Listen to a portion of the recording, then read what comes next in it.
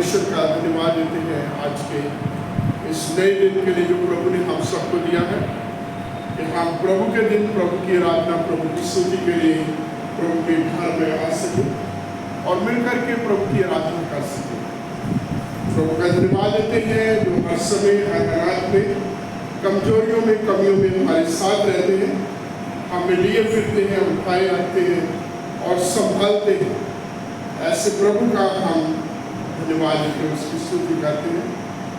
आज का पवित्र वचन जो मैं आपके साथ शेयर करने जा रहा हूँ वो है नीति वचन, उसका 3रा अध्याय और उसके 1 वचन से 10 वचन तक। Book of proverbs chapter 3 versus 1 to 10। नीति वचन उसके पहले 10 वचनों में हम परमेश्वर के पवित्र वचन को पढ़ते हैं। हे मेरे पुत्र, मेरी शिक्षा को ना भूलना और मेरी आज्ञा को अपने हृदय में रखे रहना। जब हम नीति वचन ये पुस्तक को पढ़ते हैं और इसका पूरा उद्देश्य जो है हम पहले अध्याय में देखते हैं। ये नीति वचन हर किसी के लिए है, जो जवान है, जो भोला है, जो सीधा है, हर किसी के लिए, हर कोई इससे जो है आशीष पाता। परमेश्वर का वचन हर किसी के लिए है और ये खास करके नीति वचन की किताब हर किसी के लिए है। और जो कुछ भी कोई भी इसे पढ़ेगा वो आशीष पाएगा, तरक्की करेगा, बढ़ता जाएगा और प्रभु के अनुग्रह में वो बना रहेगा। और जब हम नीति वचन को आरंभ करते हैं, पहले 7 चैप्टर जो है एक पुत्र की तरह, एक बाप की तरह मुखातिब होते हैं। हर अध्याय के आरंभ होते समय परमेश्वर का वचन आता है, हे मेरे पुत्र। दूसरे अध्याय में पढ़ेंगे, हे मेरे पुत्र। तीसरे अध्याय में पढ़ेंगे, हे मेरे पुत्र। चौथे में आएंगे। तो इस प्रकार से हम 7 अध्याय तक जब पहुंचते हैं तो परमेश्वर एक पिता की तरह, एक बाप की तरह बात करता है और उन तमाम रोजमर्रा की जिंदगी के जो चैलेंजेस हैं, उन तमाम बातों के ऊपर जिसको हर कोई फेस करता है, उसके ऊपर बात करता है। उन तमाम चीज़ों को हमारे सामने, वो किसी भी प्रकार की हो, उन तमाम चीज़ों को हमारे सामने लेके आता है कि हम परमेश्वर का वचन अपने हृदय में रखें, परमेश्वर के वचन के अनुसार हम सावधान रह सकें, परमेश्वर के वचन के अनुसार हम चल सके, बचे रह सके, तरक्की कर सके और तमाम आजमाइशों में हम स्थिर और सफल हों। तीसरे वचन में जब 3रा अध्याय हमने पढ़ा है, इसके 3 में मैं आपको इससे बताना चाहता हूँ। 1 वचन से लेकर 4 वचन तक जब हम प्रभु के वचन को मानते हैं, प्रभु के वचनों के अनुसार चलते हैं, तो प्रभु हमें आशीष देता है। और आगे 5 और 6 हम पढ़ते हैं। जब हम प्रभु के ऊपर विश्वास करते हैं, भरोसा करते हैं, तो प्रभु हमें एक और आशीष देता है। 9 और 10 में जब हम अपनी संपत्ति, अपनी कमाई, अपना धन प्रभु के कामों के लिए लगाते हैं, तो प्रभु हमें और आशीष देता है और ऐसे बना देता है कि हमारे पास किसी भी प्रकार की कोई भी कमी नहीं रहती। नीति वचन 3, 1 वचन से लेकर 4 वचन तक जो है, ये वचन हमें स्वस्थ रखने के लिए, ये वचन हमें जीवित रखने के लिए, ये हमें दीर्घ आयु प्राप्त करने के लिए, ये हमें जो है तंदुरुस्त रहने के लिए, हड्डी को मजबूत बनाए रखने के लिए परमेश्वर का वचन एक टॉनिक की तरह मेरे और आपके पास आता है। ये मेरे पुत्र, मेरी आज्ञा को, मेरी शिक्षा को ना भूलना और इनको अपने हृदय की, मेरी आज्ञा को अपने हृदय में रखे रहना। ऐसा करने से तेरी आयु बढ़ेगी और तू अधिक कुशल से होगा। और इस प्रकार हम 4थे वचन तक जाते हैं और प्रभु के वचन में हर जगह हमें आशीष मिलती है। दाऊद ने भजन संहिता 119 में इन वचनों के ऊपर प्रभु की शिक्षा के ऊपर, व्यवस्था के ऊपर, प्रभु की चेतावनियों पर तमाम अलग अलग पर्यायवाची वचन आते हैं, इसके ऊपर बहुत बल किया है। ये वो वचन है जो हमें बुद्धिमान बनाते हैं, ये वो वचन है जो हमें सुरक्षित रखते हैं, ये वो वचन है हमें जो ज्ञानवान बनाते हैं, तजुर्बेकार बनाते हैं, जिससे हम अपने शत्रुओं से भी बच जाते हैं, अपने विरोधियों से भी, और शैतान की हर युक्ति से प्रभु हमारी रक्षा करते हैं। जब हम इन वचनों को पढ़ते हैं तो हम अपनी चाल को खड़े रख सकते हैं, हम भयंकर पापों से बचे रह सकते हैं, और उसके तमाम बुरे प्रभावों से भी प्रभु हमारी रक्षा करता है, संभाल के रखता है। और इन वचनों को पढ़ने के द्वारा प्रभु कहता है तू बुद्धिमान होगा, तो अति बुद्धिमान होगा। यहाँ तक प्रभु कहता है कि तू जो है वचन पढ़ेगा, मनुष्य और परमेश्वर दोनों का अनुग्रह है, और तू अति बुद्धिमान होगा। तो परमेश्वर के वचनों को पढ़ने के द्वारा हम बुद्धिमान बनते हैं, प्रभु हमें समझ देता है। लेकिन दूसरे हिस्से में हम जब आते हैं तो प्रभु चेतावनी भी देता, प्रभु में जो है अलर्ट करता है कि अपनी बुद्धि का, अपनी समझ का सहारा ना लेना, संपूर्ण मन से यहोवा पर भरोसा रखना, उसी को स्मरण करके सब काम करना, वो तेरे लिए सीधा मार्ग दिखाना। तो पहली चीज थी, जब हम प्रभु के वचनों को मानते हैं या परमेश्वर के वचनों को अपने दिल, अपने हृदय में रखते हैं, तो प्रभु में तंदुरुस्त स्वस्थ रखते हैं, आयु को बढ़ाते हैं, और हमें बुद्धि ज्ञान से परिपूर्ण करते हैं, समझ देते हैं। और दूसरा है, जब हम उसके ऊपर भरोसा रखते हैं, बहुत बार क्या होता है कि हम अपनी समझ, अपनी स्ट्रेटेजीज, अपनी प्लानिंग, अपनी सोच, अपने तौर तरीके के ऊपर जो है ज़्यादा भरोसा रखते हैं, और बहुत बार हम असफल हो जाते हैं, कहीं ना कहीं चूक हो जाती है। लेकिन प्रभु को पुकारने, प्रभु के ऊपर भरोसा रखने वाले कभी भी किसी प्रकार से प्रभु को जो है कमी नहीं आने देते। आप विश्वास के बारे में, भरोसा रखने के बारे में बहुत सारे बाइबल के कैरेक्टर हैं, बहुत सारे बाइबल के लोग हैं, मैं और आप को हमारे बीच में बहुत सारे लोगों की गवाहियाँ हैं कि जब हम प्रभु के ऊपर विश्वास करते हैं, प्रभु के ऊपर भरोसा करते हैं, तो प्रभु कभी नहीं छोड़ता, कभी नहीं त्यागता, प्रभु किसी प्रकार की कमी नहीं आने देता। प्रभु हमें पूंछ नहीं बल्कि सर बनाता है। तो ये डिपेंड करता है कि हमारा भरोसा प्रभु के ऊपर कितना, किस प्रकार से हम पूरे दिल से प्रभु के ऊपर भरोसा रखते हैं। और साथ ही साथ प्रभु का वचन ये भी कहता है कि तुम अपनी समझ का सहारा ना लेना, अपनी समझ का सहारा न लेना, बल्कि पूरे मन से, पूरे दिल से, पूरे हृदय से परमेश्वर पर भरोसा रखना, उसी के नाम से, उसी को स्मरण करके सब काम करना, वो फिर सीधे रास्ते निकालेगा, वो हमारे कामों को सफल बनाएगा, और हमें जो है किसी प्रकार से वो फिर हमें रुकावट नहीं आएगी। बहुत बार हम जब अपने ढंग, अपने तरीके से काम करते हैं तो कई प्रकार की रुकावटों को पाते हैं, बहुत सारी दिक्कतें आती हैं। कि मेरे प्रिय, प्रभु के नाम से जब प्रभु के कदमों में आते हैं तो प्रभु अपने लोगों के लिए रास्ता खोलता है, प्रभु मुसीबतों से बचाता है, प्रभु खतरों से बचाता है, प्रभु बड़े बड़े भयंकर घटनाओं से बचाता है, प्रभु आशीष देता है, और प्रभु हमारी मांगने, हमारी समझ, हमारी सोच से बाहर होकर के निकालेगा। तो इसलिए प्रभु का वचन कहता है तुम अति बुद्धिमान होगा। प्रभु के वचन को मानने के द्वारा प्रभु हमें आशीष देंगे, ज्ञानवान बनाएंगे, बुद्धिमान बनाएंगे, अति बुद्धिमान तो हो जाएंगे। लेकिन आगे भी कहते हैं कि जो प्रभु ने तो ये बुद्धि ज्ञान दिया है, तो उसके ऊपर निर्भर ना रहना, बल्कि प्रभु के ऊपर निर्भर रहना, अपने सब कामों में, हर बात में, हर फैसले में, हर समय, हर हालात में प्रभु के ऊपर निर्भर रहना, है ना। विश्वास का जो डेफिनेशन है उनमें से एक यही है, it depend on the Lord, अपने ऊपर नहीं बल्कि प्रभु के ऊपर निर्भर रहना, प्रभु के ऊपर निर्भर रहना, प्रभु के ऊपर पूरी रीति से आश्रित रहना।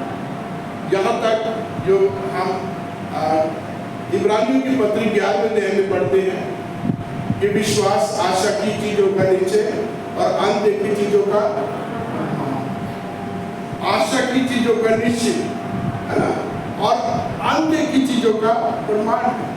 जिन चीजों को देखा नहीं, जो अभी हुई नहीं, जो अभी होने वाली है, लेकिन हमारा जीवन, हमारा विश्वास, हमारा भरोसा प्रभु के ऊपर इस प्रकार से है कि मानो अभी हमारी जिंदगी में वो बोल सके हैं और हम इस प्रकार से अपना जीवन जी पाते हैं। तीसरी बात 9 और 10 वचन में प्रभु के लिए देना, प्रभु के कामों के लिए, प्रभु के लोगों के लिए, प्रभु की सेवाओं के लिए जब हम अपना धन, अपनी संपत्ति का हिस्सा प्रभु के काम के लिए देते हैं तो प्रभु उसका प्रतिफल हमें देते हैं। प्रभु किसी भी प्रकार से हमें जो है कमी घटी नहीं रहने देते। बहुत बार क्या होता है कि जब हमें अपनी कमाई का हिस्सा निकालना पड़ता है परमेश्वर के कामों के लिए तो हमें बड़ी परेशानी होती है।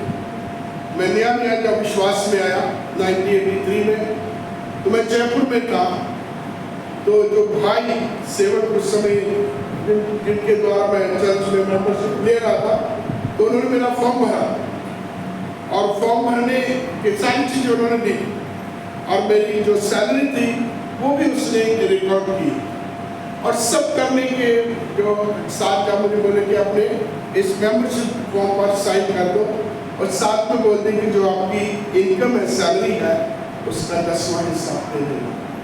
तो मैं एकदम से यू टर्न ले लिया। मैंने बोला कि इसमें से जितना मैंने लिखा है ये सारी की सारी मुझे मिलती नहीं और मैं कई प्रकार की उसमें से हिस्से निकाल के अपनी सैलरी आधी से भी कम करके उसे बताई ताकि मुझे प्रभु के घर के लिए जो है दशमांश के रूप में कम से कम देना पड़े। और बहुत बार हमारे साथ ऐसा होता है कि हम प्रभु के कामों के लिए जब हमें देना पड़ता है तो हम कम से कम देते हैं और जो मोबाइल जब हमें खर्च करना होता है तो उस समय हमारी कुछ सीमा नहीं होती है।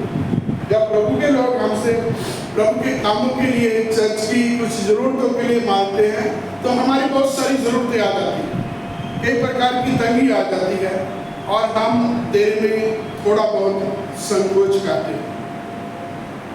और ऐसे बहुत बार हमारे साथ होता है। जब मैंने पहली बाइबल खरीदी तो दिल्ली में था उस समय 84 में, तो जो भाई मेरे पास बाइबल लेके आए तो उन्होंने मुझे बाइबल दी। तो मैं एक्सपेक्ट कर रहा था कि ये मुझे फ्री में देगा, तो मैंने पूछा कि इसका कुछ मुझे देना है। कहते हाँ आप दे सकते हैं।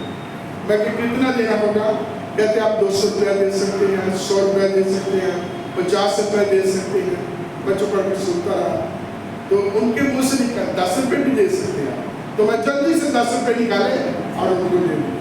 तो हमारा मोस्टली ऐसा हमारे सोच में होता है कि जो हम कम से कम देने की कोशिश करते हैं, लेकिन प्रभु का वचन कहता है जब हम प्रभु का हिस्सा प्रभु को प्रभु के वचन के अनुसार देते हैं तो प्रभु किसी प्रकार की कोई कमी नहीं आने देती। मैंने दिल्ली में रहते हुए मेरे पास्टर से सीखा है कि जो प्रभु का हिस्सा है वो पहले निकाल के रखना और उसकी तरफ हमें दोबारा देखना भी नहीं।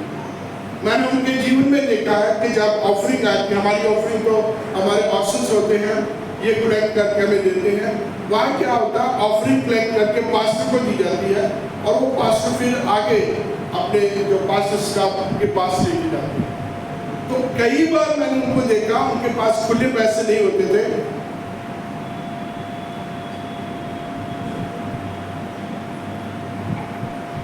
तो मैं उनको ये बोलता था कि आप उसमें से ले लो ना।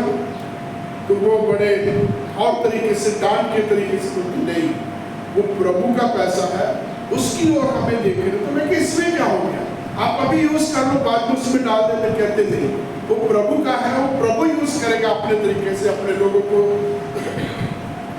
प्रभु अगुवाई करेगा।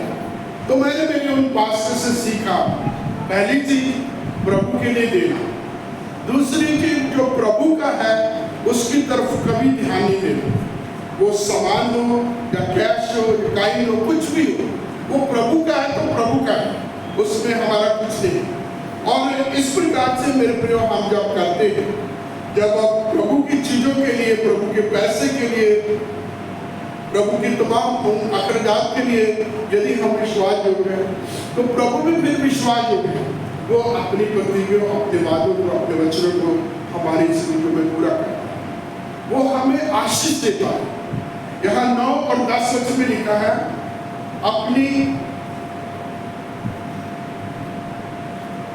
अपनी संपत्ति के द्वारा और अपनी भूमि की सारी पहली उपज देकर यहोवा की प्रतिष्ठा करना, इस प्रकार तेरे खद्दे भरे और पूरे रहेंगे और तेरे राष्ट्रों में से नया दाखमधु उमड़ता रहेगा। ये बहुत बड़ी बात है, बहुत बड़ी आशीष है, बहुत बड़ी प्रतिज्ञा है प्रभु की, जो प्रभु हमसे कहता है। और उसमें थोड़ा सा हमें प्रभु के लिए तैयार, प्रभु के काम के लिए तैयार होना। यदि हम प्रभु के वचन को मानेंगे तो प्रभु भी अपने वचन को हमारे जिंदगी में पूरा करेगा। अपनी उपज, अपनी संपत्ति के पहला हिस्सा देकर यहोवा की प्रतिष्ठा करना। मुझे पहले समझ नहीं होती थी कि पहला हिस्सा क्या है, कैसे हम प्रभु के लिए पहला हिस्सा निकालें। तो मैंने उन पास में बोला कि जब आपको सैलरी मिलती है उसमें से आप 10 हिस्से बनाओ उसे, और 10 हिस्सों में से पहला हिस्सा जो है वो परमेश्वर के काम के लिए रखो। 9 हिस्से हैं ये तुम्हारे। और वो मुझे बताते हैं कि मोस्टली हम क्या करते हैं कि हम जब हमारी सैलरी आती है, हम राशन के, बच्चों की फीस के, घर के किराए के, बिजली के और पानी के, इस प्रकार के बड़े बड़े जो बिल है पहले इनको पे करते हैं। उसके बाद जो बचा होता है फिर हम कहते हैं चलो इसमें से हम खुदा के लिए भी कुछ निकालें। लेकिन प्रभु का वचन कहता है अपनी कमाई का, अपनी उपज का पहला हिस्सा परमेश्वर के काम के लिए निकालें। और इस प्रकार से लिखा, तेरे खद्दे भरे और पूरे रहेंगे और तेरे राष्ट्रों में से नया दाखमधु उमड़ता है। और ये मेरा अपना व्यक्तिगत तजुर्बा है। मैंने बहुत बार इस तरीके से गवाही दी है कि मैंने अपने पास्टर से ये सीखा है और कोशिश की है, कोई घमंड नहीं है, कोशिश की है कि प्रभु का हिस्सा प्रभु के लिए निकाला जाए और उसके काम के लिए इस्तेमाल किया जाए। और प्रभु ने कभी भी कमी नहीं आने, प्रभु ने कभी भी कमी नहीं आई। मैं हरियाणा में था तो जब हमारी पास्टर फेलोशिप होती थी, कुछ निकालना होता था, देना होता था कॉमन कॉज के लिए, तो मेरा सबसे ज़्यादा होता था। वो बड़े हैरान होते थे कि इस बाजी साहब के पास बहुत पैसा है। तो मैं कहता मेरे पास पैसा नहीं, जितना आप लोगों को मिलता उतना ही है। मेरे पास ये कि एक सिस्टम है जो मेरे पास्टर से मैंने सीखा, और मैं प्रभु का पैसा प्रभु के काम के लिए निकाल के रखता हूँ, और जब जरूरत पड़ती है मैं उसमें से निकाल के रखता हूँ। मेरे पास रेडी होता है। उस रेडीमेड पैसे को तो पहले ऑलरेडी आपने प्रभु के काम के लिए रखा होता है, फिर आपको निकालने के लिए, किसी को देने के लिए, किसी पासवान को देने के लिए, चर्च के काम के लिए देने के लिए आपको कभी भी कोई दिक्कत नहीं होगी। आपके पास होगा, इमीडिएटली जब आप देखेंगे, सोचेंगे प्रभु आपसे बात करेगा तो आप उसको दे सकेंगे। 2008 में मैं अमृतसर गया, मुझे वहाँ एक प्रोग्राम के लिए किसी ने अपने चर्च में बुलाया, और चर्च में जब बुलाया ऐसे हम चाय पानी पी रहे थे या खाना खा रहे थे, तो चर्च के फाइनेंस के ऊपर बात चली, चर्च के काम कैसे चलते हैं।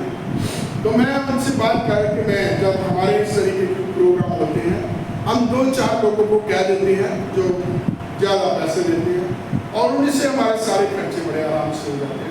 हमें बहुत ज़्यादा मांगना नहीं पड़ता, जहाँ अनाउंसमेंट बार नहीं करना पड़ता। तो पास्टर कहते हैं आप पिछले 6 महीने से अनाउंस कर रहे हैं अपने पीएस सिस्टम के लिए, अभी तक पिछले 6 महीनों में पीएस सिस्टम के पैसे इकट्ठे नहीं हुए। तो बात करते करते प्रभु ने मेरे से बात की कि यहाँ कुछ करना चाहिए। तो मैंने उन पासवान से पूछा आपका बजट कितना? तो उस समय की बात उन्होंने बोला 3000, सिस्टम सिंपल सा लेना था 3000। मैं क्या कुछ होगा आपके पास? कहते हैं हमारे पास जो है 1400। तो जब मैं वहाँ से अपने घर जा रहा था धारीवाल, मैंने निकलते उनको 1500 रुपया दिया। मैं क्या 5 साल अगले संडे तक आप ले गए, अगली आराधना जो होगी आपकी पीए सिस्टम से माइक के साथ होगी, ताकि आपके चर्च की वर्शिप, आपके चर्च के द्वारा वचन पहुंचो तक, दूर तक पहुंचे। और उसके बाद कुछ समय में अपने घर में रहा और फिर वापस करनाल में आया, जहाँ मैं उस समय से कई करता था। और मैं जब आया, मेरे को बहुत सारी चिट्ठियाँ थी, जब मैं पढ़ी उनमें से एक चिट्ठी ऐसी थी जिसमें मुझे पंजाबी और हिंदी में ट्रांसलेशन करने का काम मिला। और एक किताब को लिखने के लिए मुझे, ट्रांसलेट करने के लिए मुझे 23,800 कुछ रुपये, मतलब इतना पैसा मुझे मिला। मैं दे के आया था 1,500 रुपये और प्रभु ने मुझे 23,000 रुपये दिया। तो प्रभु कभी भी किसी का कर्जदार नहीं होता।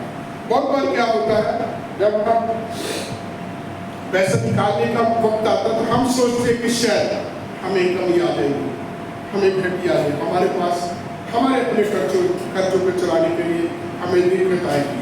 लेकिन मेरे प्रिय, प्रभु का वचन कहता है, परख के देखो जो हुआ भला। इस प्रकार से परख के देखो, मलाकी 3:10 ने कहा, सारे दशमांश परमेश्वर के घर में लेके आओ और इस प्रकार मुझे परख के देखो कि मैं स्वर्ग के हीरों की खोलकर तुम्हें अपरंपार आशीषों से परिपूर्ण करता हूँ या नहीं। मैं ये बताना नहीं चाहता, लेकिन आप लोगों को आइडिया होता है कि पास वालों के पास तो बहुत बड़ी सैलरी नहीं होती। अक्सर हम ये कहते हैं कि एक गवर्नमेंट का जो डिपार्टमेंट में जो चपरासी है वो एक पासवान से ज़्यादा लेता है, ज़्यादा उसकी इनकम होती है। लेकिन यदि हमने सीख लिया है प्रभु का हिस्सा प्रभु को देना, तो प्रभु आपको बड़े से बड़े ऑफिसर से भी अच्छे तरीके से आपके लिए नए नए ढंग से आशीष आएगी, नए नए रसगुल्ले को लेंगे प्रभु, नए प्रकार की आशीष देंगे, जहाँ आपने सोचा भी नहीं होगा वहाँ से भी प्रभु आपको आशीष देंगे। तो प्रभु हम सब की सहायता करें, अपना अनुग्रह बनाए रखें। नंबर 1, हम प्रभु के वचन को अपने दिल में रखें, प्रभु के वचन के अनुसार चलें, प्रभु हमें आशीष देगा। प्रभु के ऊपर भरोसा रखें तो प्रभु हमारे लिए बंद रास्तों को खोलेगा। प्रभु के कामों के लिए हम अपने आप को, अपना धन, अपनी संपत्ति इस्तेमाल करें, प्रभु को दें, तो प्रभु हमारे लिए नए नए रास्ते में खोलेंगे, नए नए आशीष होंगे। आइए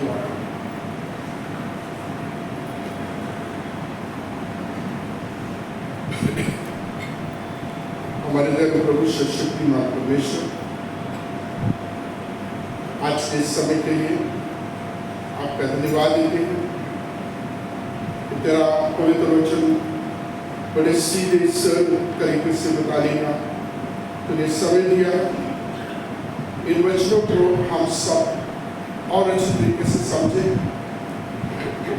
और पिता परमेश्वर आपके कामों के लिए, आपकी मेहनत के लिए इस्तेमाल कर सकें, ताकि अपनी प्रतिज्ञा, आपके वादे, आपके वचन हमारी जिंदगी में पूरे हों और हम आप में बढ़ते हैं, आपकी महिमा, आपकी स्तुति करते हैं। प्रभु यीशु